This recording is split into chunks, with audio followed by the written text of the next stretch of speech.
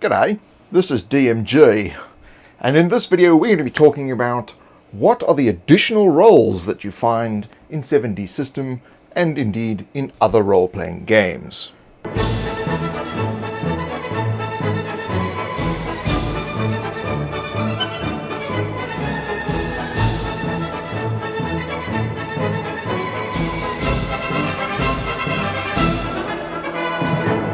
So in the last video we talked about the writer, the director, and the player. Now there are additional roles at the table, which a lot of people will have probably experienced if they've played role-playing games before, but may not have been defined. So these are individual roles, but one person could be multiple different roles. I'm just splitting them up for clarification. So the first one is the Chronicler. Now the Chronicler is someone who likes to take notes and keep lists of what's been happening in the story, NPCs that you've met, things that have happened, important bits of information that people have spoken about, players, NPCs, the DM, etc. These people should be encouraged to actually chronicle the quest, chronicle the story. If they're someone who actually likes writing stories or writing short stories and that sort of thing, the DM or the director should engage that person to actually write about the campaign and the next session that can be presented to the players and say, this is what we've done so far. Then there's the Cartographer. Now, this is the person who likes to draw the maps while you're playing, sort of, okay, where are we now? Okay, we've gone left and we've gone right. They like to point down where everything is. So if you've got a person in your group that likes to draw maps, you should encourage them to draw maps of the city, draw maps of the environment that you visited, etc., for use in the actual game. So take what they're doing and actually make it part of the group activity. You're rewarding them for their hard work and it's being utilized by the rest of the group. Now the next one is one that I've been and a lot of friends I've played with have been, and that's the Doodler. Now that's the person who's constantly drawing. They're drawing on their character sheet, they're drawing on their notes, they're drawing on everything. These people should be encouraged to do an artist rendering of a particular scene in the game.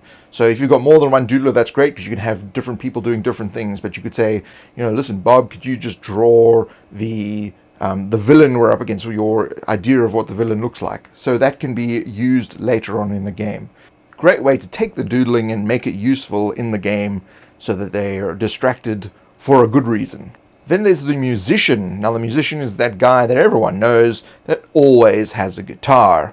Now encourage that person to actually bring the guitar into the game. If they someone who likes to play other instruments like a flute or something to that effect, bring them into the game and use their musical skills to provide background music to what's happening, for action scenes, for taverns, for dark mysteries.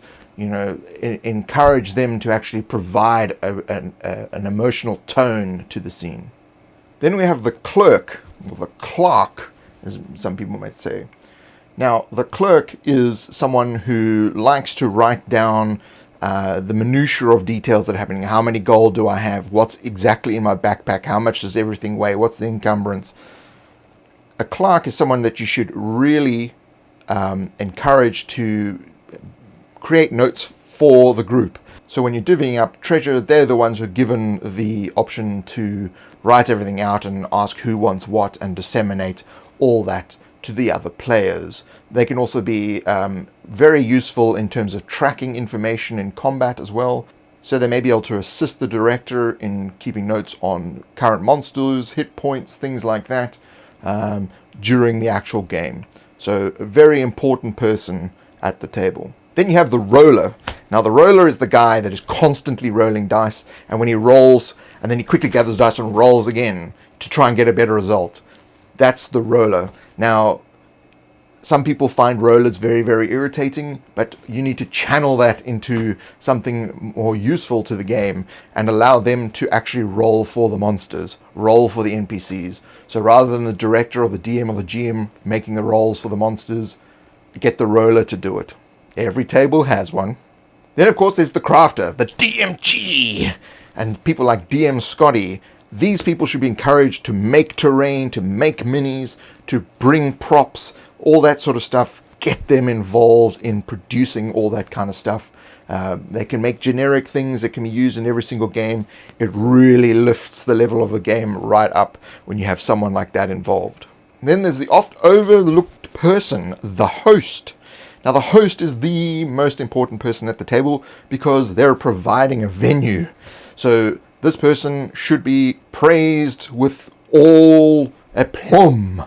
If there's a special award that needs to be given out for experience, or there needs to be a little bit of inspiration, or there needs to be some good story tokens or story value points given out, remember the host. They're the ones that are actually allowing the game to happen. Then there's the transporter. This person is probably the least recognized, and that's the guy whose car is the one that picks up the other players and brings them to the host's location. There's always people who don't have a car who need a lift, and the transporter is the guy who brings them to the venue. So, remember the transporter. He too, or she too, should be well rewarded. And then there's another important person, and that's the cook. There's always someone, maybe possibly a foodie or a baker, that likes to bring edible goodies to the table. They like to make pizzas, or they like to brew beers, or they like to make cakes. Encourage these people to actually create dishes that are relevant to the game. So if in this session you're going to be in a tavern, get them to make some hearty stew or something like that, that you can actually present in the actual game while you're role playing in a tavern.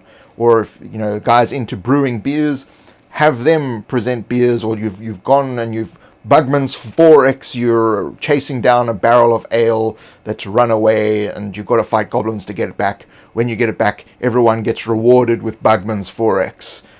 The brewers, gotta love them. Then there's everybody's favorite, the lawyer. Now the lawyer is someone who will say, that's not in the rules, that's not how that rule works, officer. That shouldn't be done. You can't have a 15-page backstory. It's important that the director and the lawyer are in constant communication. And the director and the DM, the GM, and the lawyer need to be on an understanding as to when problems with rules can be brought up and the manner in which they can be brought up. All right? So encourage the lawyers, when there have been rule infractions, to write it down, check up where it is in the book, write that down, and then at an appropriate time, during a break, at the end of the session, or whatever you agree upon, bring it up, deal with it, satisfy them. Because nothing worse than rules lawyers stopping the game and everyone's fun takes a dive. Finally, the one that probably no one has thought of, and that is the spectator. Now, the spectator in a home game is someone like your kid brother, or your wife's friend, or your brother, or your friend, or someone who's not playing in the game but are on the peripheries. You know, they're seeing parts of the game and what's happening in the game. Now, it's important with these people, if they have a passing interest in the game, you may want to just bring them in briefly as an NPC, you know, in one scene, that they're there for no more than 5 minutes. Get them to roll some dice, get them involved for that little thing, and then let them leave. They'll probably want to leave, let them leave. But little by little, you can expose these people to the game, and they may potentially become future players. It's very important. The way that you treat spectators is one of inclusion and not one of exclusion, because generally if someone has a cursory interest in what's happening at the table, these are the kinds of people that can be converted into new players. It's starting to sound a bit like a cult. Now, I'm sure that there are others, so if you think of another role at the table that you think should be included in this, chuck it in the argument section below so that others who are perusing there past the like and dislike section can see what else is available in terms of roles. Anyway, if you like this video, click that like button. And if you'd like to see future videos, please subscribe on youtube.com/7DSystem. You can also check me out on Facebook and Twitter /7DSystem. And if you'd like to support these videos, check out patreon.com/7DSystem.